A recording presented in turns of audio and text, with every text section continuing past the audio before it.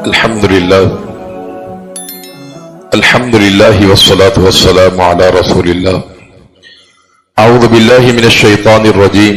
بسم الله الرحمن الرحيم. ومن يقنت منكن لله ورسوله وتعمل صالحا نؤتها أجرها مرتين وأعتدنا لها رزقا كريما. 22واں پارہ ہے اور سورہ احزاب جاری ہے. کل کے درس میں یہ بات بیان کی گئی تھی کہ سورہ احزاب میں 3 واقعات کا ذکر کیا گیا ہے. غزوہ احزاب کا ذکر کیا گیا ہے اور غزوہ بنو قریظہ کا ذکر کیا گیا اور سیدہ زینب بنت جحش رضی اللہ تعالی عنہ کا واقعہ ذکر کیا گیا ہے. اور اس کے ضمن میں کچھ آداب ازواج مطہرات کے حوالے سے بیان کیے گئے ہیں. فرمائے کہ یا ایھا النبی قل لازواجک ان کنتن تردن الحیاۃ الدنیا وزینتها فتعالین امتعکن واسرحکن سراحا جمیلا. اصل میں نبی کریم صلی اللہ علیہ وسلم کی یہ عادت تھی کہ آپ دنیا پر آخرت کو ترجیح دیا کرتے تھے. آپ اصل میں آخرت کے مقیم تھے اور اسی لیے مال غنیمت کا جو 5واں حصہ جو آپ کا ہوتا تھا وہ بھی آپ مسلمانوں پہ تقسیم کر دیا کرتے تھے. یعنی اس قدر آپ کی دنیا سے بے رغبتی تھی کہ آپ آخرت کو ہمیشہ ہر کام پر ترجیح دیا کرتے تھے. سیدہ عائشہ رضی اللہ تعالی عنہ بیان کرتی ہیں کہ ہمارے گھر کے اندر 3 ماہ گزر جاتے تھے کہ چولہا نہیں جلا کرتا تھا. سائل نے سوال کیا پھر گزارا کیسے ہوتا تھا؟ کہا کہ پانی پر اور کھجور پر، اور بعض اوقات پڑوس سے کوئی دودھ آ جاتا تھا ہم اس کو پی لیا کرتے تھے. یہ اللہ کے پیغمبر کی معیشت تھی. آپ کو مجبور نہیں تھے، آپ کو بڑی آفر کی گئی تھی، لیکن آپ اصل میں آخرت کے متلاشی تھے اور آپ کے تمام تر توجہ آخرت کے لیے ہوا کرتی تھی.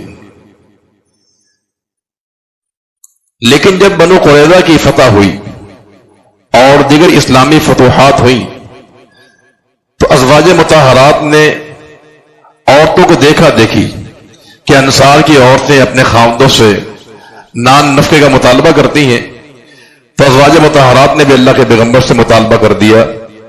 تو اس موقع پہ قرآن کی آیتیں نازل ہوئی تھی کہ میرے پیغمبر آپ اپنی بیویوں سے کہہ دیں کہ تمہارے پاس 2 اختیار ہیں. اگر تمہیں دنیا چاہیے تو فضا علینا، آؤ میں تمہیں دنیا دے دیتا ہوں، لیکن واسرحکن سراحا جمیلا، پھر تم میرے نکاح میں نہیں رہ سکتی. اور دوسرا اختیار یہ ہے کہ اگر تمہیں اللہ اس کا رسول چاہیے تو پھر تمہیں صبر کرنا پڑے گا. جو میری معیار زندگی ہے تمہیں اس کے مطابق اپنی زندگی گزارنی پڑے گی. تو ازواج مطہرات نے نبی کریم صلی اللہ علیہ وسلم کے ساتھ وہ صبر کی زندگی گزارنے کا عہد کیا تھا اور پوری زندگی اس کو پھر نبھایا انہوں نے. تو یہاں اس ضمن میں یہ بات بیان فرمائی گئی ہے اور ساتھ ہی کچھ آداب اور بھی ذکر کیے ہیں ازواج مطہرات کے حوالے سے. فرمائے کہ نبی کی بیویوں، تم میں جو بھی نیک عمل کرے گی اسے 2 اجر دیا جائے گا. اور ساتھ یہ بھی ارشاد فرمایا کہ یا نساء النبی لستن کاحد من النساء ان اتقیتن، اگر تمہارے دل میں تقوی موجود ہے تو اس روئے زمین میں کوئی خاتون تمہاری جیسی نہیں ہو سکتی ہے. یہ اصل جو معیار ہے وہ تقوی کا ہے. تم نبی کی بیوی ہو، نبی کی نکاح میں آ چکی ہو، اگر تمہارے پاس تقوی موجود ہے تو تم سے کوئی بہتر عورتیں نہیں ہو سکتی. اور یہاں آداب یہ بیان کیے ہیں کہ فلا تخضعن بالقول، تم نے گفتگو میں نرم لہجہ اختیار نہیں کرنا ہے. اصل میں اللہ تعالیٰ نے عورت کے اندر ایک ایسی کشش رکھی ہے کہ جس میں مرد میں کھچاؤ پیدا ہوتا ہے، عورت کے کلام میں بھی، گفتگو کے اندر بھی. تو اس لیے قرآن نے کہا کہ فلا تخضعن بالقول، کہ تم نے کسی غیر مرد سے، اجنبی مرد سے نرم لہجے میں کلام نہیں کرنا ہے. یہ کہیں ایسا نہ ہو کہ وہ دل کا بیمار رہے کسی غلط فہمی میں مبتلا نہ ہو جائے. ہاں وقلنا قولا معروفا، بات اچھی کرنی ہے لیکن سخت لہجے میں کرنی ہے. یہ ادب سکھایا گیا ہے. نمبر 2 وقرن فی بیوتکن، اپنے گھر میں ٹک کر رہو. یہ دوسرا ادب ہے، یہ گھر سے باہر نہیں نکلنا ہے. یہ اور ایک قرت وقرن فی بیوتکن، تمہارے لیے وقار تمہارے گھر کی چار دیواری کے اندر ہے. یعنی وقرنا بھی اس کی قرت ہے اور وقرنا. اگر وقرنا کا معنی ہے اپنے تمہارا یعنی وقار جو ہے تمہاری عزت گھر کی چار دیواری کے اندر ہے. یہ اگر یہ وقرنا ہے تو معنی ہے کہ تم اپنے گھر میں ٹک کر رہو. ولا تبرجنا تبرج الجاہلیت الاولی، زمانے جاہلیت میں جیسے عورتیں بناؤ سنگار کے ساتھ اور زینت کے ساتھ نکلا کرتی تھی، تم نے یہ عمل اختیار نہیں کرنا ہے. اور نمبر 4 واقیمنا الصلاۃ، نماز قائم کرو، زکات دیتی رہو، اللہ اس کے رسول کی اطاعت کرتی رہو. یہ آداب بیان کیے گئے. مزید وَاذْكُرْنَ مَا يُتْلَى فِي بُيُوتِكُنَّ مِنْ آيَاتِ اللَّهِ وَالْحِكْمَةِ، اور تمہارے گھر کے اندر جو قرآن کا نزول ہوتا ہے، اللہ کی وحی آتی ہے، تم اس کی تلاوت کرتی رہو. یہ 6-7 احکامات آداب اللہ تعالی نے ازواج مطہرات کو عطا فرمائے ہیں. اس کے بعد وہ واقعہ بیان کیا ہے کہ سیدہ زینب رضی اللہ تعالی عنہا کا نکاح اللہ کے پیغمبر نے زید بن حارثہ کے ساتھ کر دیا تھا. یہ زید بن حارثہ کون تھے؟ یہ حقیقت میں غلام تھے سیدہ خدیجہ رضی اللہ تعالی عنہا کے.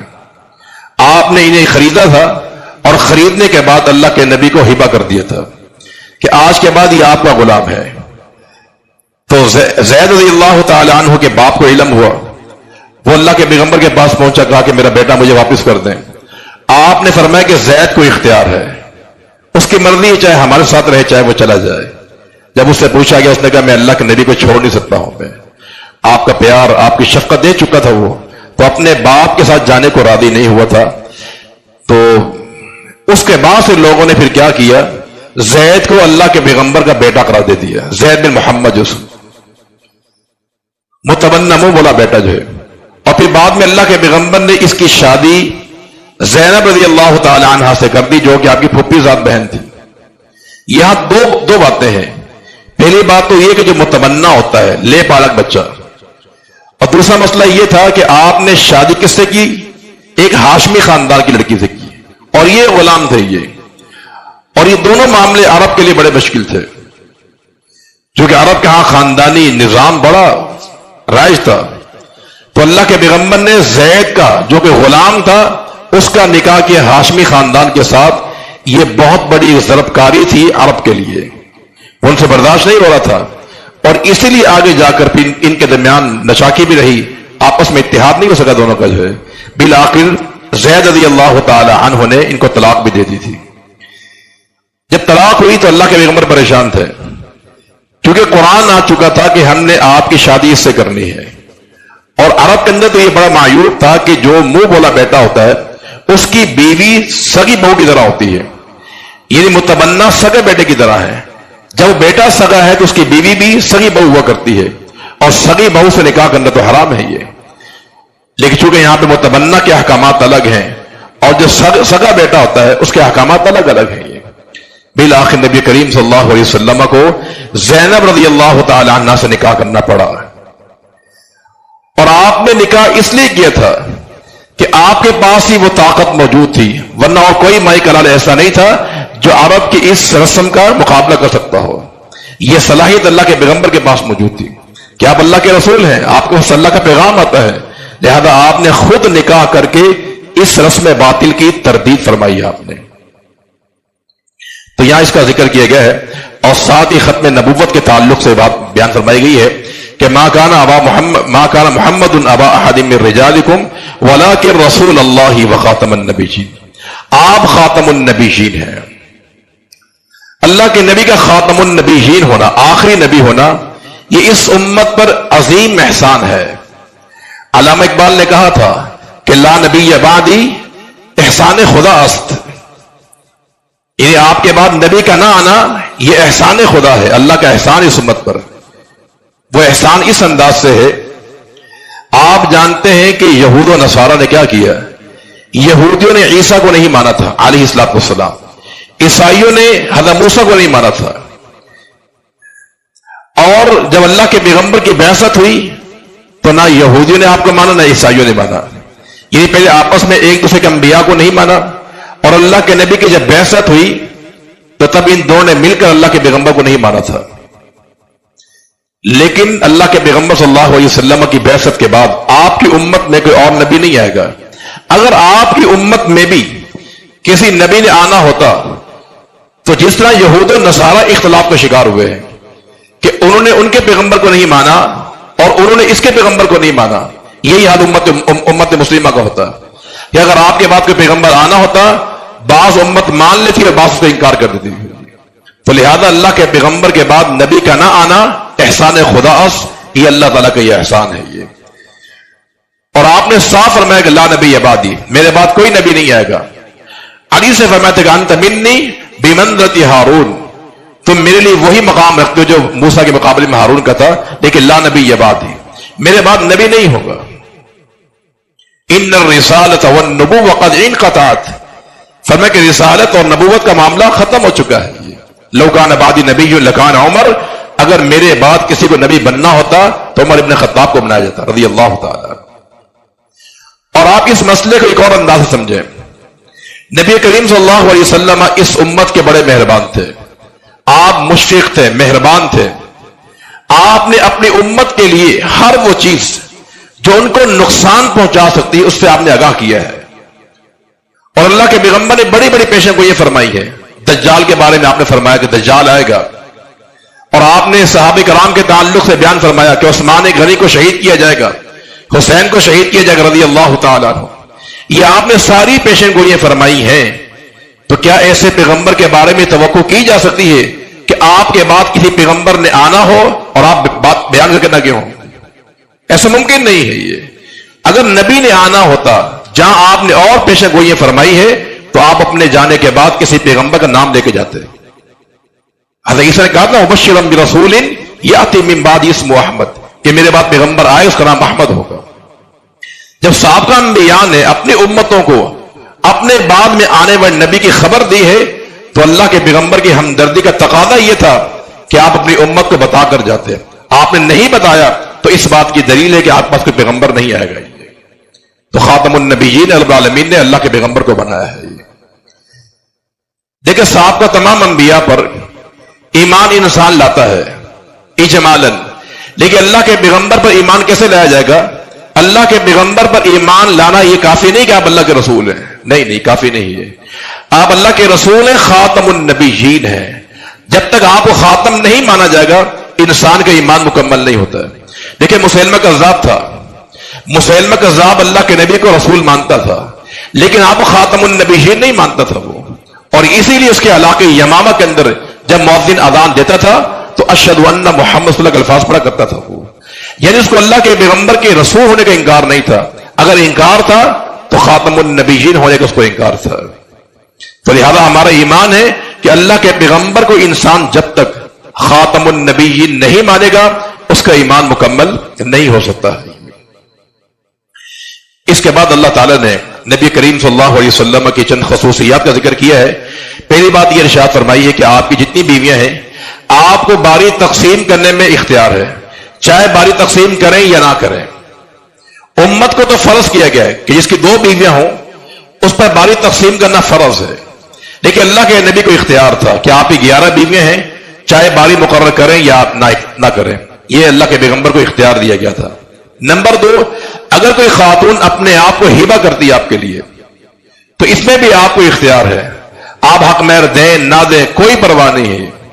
یہ سارے اختیارات اللہ کے نبی کو دیے گئے تھے، لیکن قربان جائیے کہ اللہ کے پیغمبر نے کوئی اختیار استعمال نہیں کیا. آپ نے کسی ایسی خاتون سے نکاح نہیں کیا جس نے اپنے آپ کو ہبہ کیا آپ کے لیے. ایسا کوئی نکاح اللہ کے پیغمبر نے نہیں کیا. اور آپ نے باریاں بھی مقرر کی تھی. ہاں سودا بنت زماں نے خود اپنی باری عائشہ رضی اللہ تعالی عنہا کو ہبہ کر دی تھی، ان کا ذاتی فعل تھا، ورنہ اللہ کے پیغمبر نے 11 بیوی میں انصاف قائم کیا ہے. اور یہاں ایک بات اور ارشاد فرمائی ہے اللہ کے پیغمبر کی ازواج کے حوالے سے کہ میرے پیغمبر جب آپ کی بیویوں نے آپ سے یہ عہد کر لیا ہے کہ ہمیں دنیا نہیں چاہیے، جو میں نے شروع میں بات بیان کی تھی کہ ازواج مطہرات کو اختیار دیا گیا تھا، اگر دنیا چاہیے تو آ جاؤ، پھر میرے ساتھ تم نہیں رہو گی، اگر اللہ چاہیے رسول چاہیے تو پھر تمہیں صبر کرنا پڑے گا۔ جب ان ازواج مطہرات نے آپ سے یہ معاہدہ کر لیا ہے کہ ہم صبر کریں گی، تو ان کی شان یہ ہے کہ آپ نے آج کے بعد ان میں سے کسی خاتون کو چھوڑنا بھی نہیں ہے اور ان کی موجودگی میں کوئی اور نکاح بھی نہیں کرنا ہے۔ بس آج کے بعد یہی آپ کی بیویاں ہوں گی، اس پر نہ بڑھایا جائے گا اور نہ ان میں کسی کو طلاق دی جائے گی۔ یہ اس کا صلہ ہے کہ انہوں نے آپ کے ساتھ وہ زندگی گزارنے کا عہد کر لیا ہے کہ جس میں صبر بھی ہے، تکالیف بھی ہے۔ ہاں لونڈی اگر آپ رکھنا چاہیں تو وہ ٹھیک ہے، لیکن آزاد عورتیں جو آپ کے پاس نکاح میں آ چکی ہیں، اب ان میں تبدیلی بھی نہیں کرنی ہے اور مزید ان پر نکاح بھی نہیں کرنا ہے۔ اس کے بعد فرمایا کہ یا ایھا النبی قل لازواجک و بناتک، اے میرے پیغمبر آپ اپنی بیویوں سے کہہ دیں، و بناتک اور اپنی بیٹیوں سے کہہ دیں، ونساء المؤمنین اور تمام اہل ایمان کی عورتوں سے کہہ دیں کہ یدنین علیہن من جلابیبہن، کہ بڑی چادر لے لیں وہ جس سے ان کا چہرہ بھی ڈھک جائے۔ یہاں بتانا ہی چاہتا ہوں کہ ہمارے ہاں بعض لوگ یہ سمجھتے ہیں کہ اللہ کے نبی کی ایک ہی بیٹی تھی، یا قرآن نے کہا وہ بناتک، یہ بنات جو ہے جمع کا صیغہ ہے، بنت کی جمع ہے، یہ اس کا معنی کہ ایک بیٹی نہیں تھی، یہ آپ کی 4 بیٹیاں تھیں۔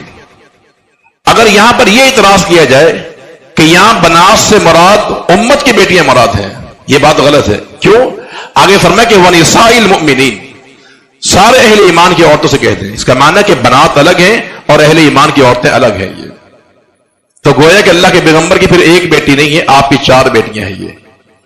اور جو لوگ اس کے قائل ہیں کہ یہ آپ کی ایک ہی بیٹی تھی، ہم ان سے سوال یہ کرتے ہیں کہ 3 صدی ہجری تک سب کو اتفاق تھا کہ آپ کی 4 بیٹیاں ہیں۔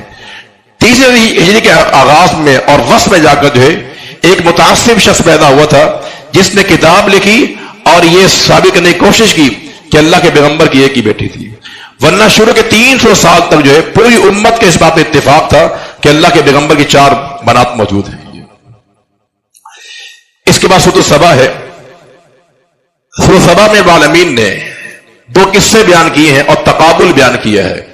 ایک قصہ بیان کیا ہے داؤد علیہ السلام کا اور سلیمان علیہ السلام کا، اور ایک قصہ بیان کیا ہے سبا کا، ملک سبا کا واقعہ بیان کیا ہے۔ ان میں تقابل یہ ہے کہ داؤد علیہ السلام اور سلیمان علیہ السلام، ہم نے ان کو نعمتیں دی تھی، زبور عطا فرمائی، لوہے کو نرم کر دیا، یہ اللہ کی تسبیحات کیا کرتے تھے، چرند پرند ان کی آواز سے بڑے خوش ہوتے تھے۔ سلیمان علیہ السلام کو اللہ نے بادشاہت دی تھی، ان کے لیے حیوانات کی بولیاں بولنا آسان کر دیا گیا تھا۔ یہ تمام نعمتیں دیں، ان لوگوں نے ان نعمتوں کی ناشکری نہیں کی بلکہ اللہ کا شکر ادا کیا ہے۔ اس کے مقابلے میں جو ملک سبا کے لوگ تھے، قرآن نے ذکر کیا کہ ان کے پاس دنیا کی ہر فراوانی موجود تھی، بڑے بڑے روڈ موجود تھے، ان کے محلات موجود تھے، باغات ان کے پاس موجود تھے، 2 پہاڑوں کے درمیان بند موجود تھا، سد معارض، پانی کا ذخیرہ ان کے پاس موجود تھا۔ لیکن جب اس قوم نے اللہ کی نافرمانی کی، ناشکری کی، شرک ارتکاب کیا، وہی پانی کے بند جس سے ان کی زمین زرخیز ہوا کرتی تھی، ہم نے بند توڑ دیے اور اس قوم کو تو برباد کر دیا تھا۔ وہ میٹھے باغات کرواہٹ میں بدل دیے گئے تھے، وہ جھاڑیاں بنا دی گئی تھی۔ تو تقابل بیان کیا ہے کہ اللہ کے جو نیک بندے ہوتے ہیں، عبد منیب، رجوع کرنے والے، وہ داؤد اور سلیمان علیہ السلام ہیں کہ انہوں نے اللہ تعالیٰ کی نعمتوں کی ناشکری نہیں کی ہے بلکہ اللہ کی نعمتوں کی شکر ادا کیا ہے۔ جبکہ قوم سبا نے یا ملک سبا نے اللہ تعالیٰ کی نعمتوں کی ناشکری کی، جس کے نتیجے میں ان کو تباہ برباد کر دیا گیا ہے۔ اس کے بعد سورۃ فاطر ہے۔ سورۃ فاطر کے آغاز میں العالمین نے فرمایا کہ ہم نے فرشتے مقرر کیے ہیں، اولی اجنحۃ، پروں والے ہیں۔ اللہ کے فرشتے پروں والے ہیں، مثنا، کسی کے 2 پر ہیں، کسی کو 3 پر والا ہے، کوئی 4 پروں والا ہے، اور یزید فی الخلق ما یشاء، اور کچھ ایسے بھی جن کے اس سے زیادہ پر ہیں۔ جبریل کے بارے میں آتا ہے علیہ السلام کہ ان کے 600 پر ہیں، ان کے جو یہاں فرشتوں کا ذکر اس لیے کیا گیا ہے کہ عرب کے لوگ فرشتوں کو اللہ کی بیٹیاں کہا کرتے تھے، تو بیان کیا کہ یہ العالمین کی بیٹیاں نہیں، رسولن، یہ اللہ کے پیغام رساں ہے، یہ اللہ کے پیغام لے کر آتے ہیں، اللہ کی وحی لے کر آتے ہیں، بارش کو نازل کرتے ہیں، روح کو قبض کرتے ہیں، یہ العالمین کی بیٹیاں نہیں ہے یہ۔ اور یہاں یہ مزید ارشاد فرمایا ہے کہ العالمین کی شان یہ ہے کہ اگر کسی کو رحمت دینا چاہے تو فلا ممسک لہا، پوری کائنات مل کے اس کو روک نہیں سکتی ہے۔ کسی کو مال دینا ہو، اولاد دینی ہو، نعمت دینی ہو، پوری دنیا مل بھی جائے اس کو روک نہیں سکتی ہے، اور جس کو اللہ نے نہ دینا ہو تو فلا مرسل له من بعدی، پوری کائنات مل کر بھی اس کو ذرہ بھی نہیں دے سکتی ہے۔ یہی معنی ہے اللہم لا مانع لما اعطیت ولا معطی لما منعت ولا ينفع ذا الجد منک الجد۔ اور پھر یہاں اس ضمن میں فکر آخرت کا ذکر کیا گیا ہے کہ آخرت قائم ہونے والی ہے، ان وعد اللہ حق، اللہ کا وعدہ سچا ہے، شیطان تمہیں دھوکے مبتلا نہ کر دے، شیطان تمہارا کھلا دشمن ہے، یہ وہ تمہیں کہیں آخرت سے غافل نہ کر دے۔ یہ شیطان انسان کو دنیا کے ننگیروں میں محو کر کے، مصروف کر کے جو ہے ہمیں آخرت سے غافل کرنا چاہتا ہے۔ تو ان الشیطان لکم عدو، شیطان تمہارا دشمن ہے، فاتخذوا عدوا، تم اس کو دشمن سمجھو اپنا جو ہے۔ اور پھر آگے والعالمین نے اپنی قدرت کی نشانی کو ذکر کیا ہے، اور پھر سب سے آخر میں فرمایا کہ وَلَوْ يُؤَاخِذُ اللَّهُ النَّاسَ بِمَا كَسَبُوا، اگر اللہ تعالیٰ پکڑنا شروع کر دے لوگوں کو ان کے گناہوں کی وجہ سے، تو اتنے گناہ ہیں کہ مَا تَرَكَ عَلَى ظَهْرِهَا مِن دَابَّةٍ، پھر اس زمین کی پشت پر کوئی باقی نہ بچے۔ یعنی عالمین اگر اپنا قانون یا نافذ کر دے کہ گناہ کی پاداش میں پکڑنا شروع کر دے تو پھر کوئی باقی نہیں بچے گا، لیکن وَلَٰكِن يُؤَخِّرُهُمْ إِلَىٰ أَجَلٍ مُّسَمًّى، اللہ نے اس معاملے کو مؤخر کر دیا ہے کہ وہ دن آنے والا ہے کہ جب ہمارے پاس آئے گا انسان تو اس کا پھر حساب و کتاب لیا جائے گا۔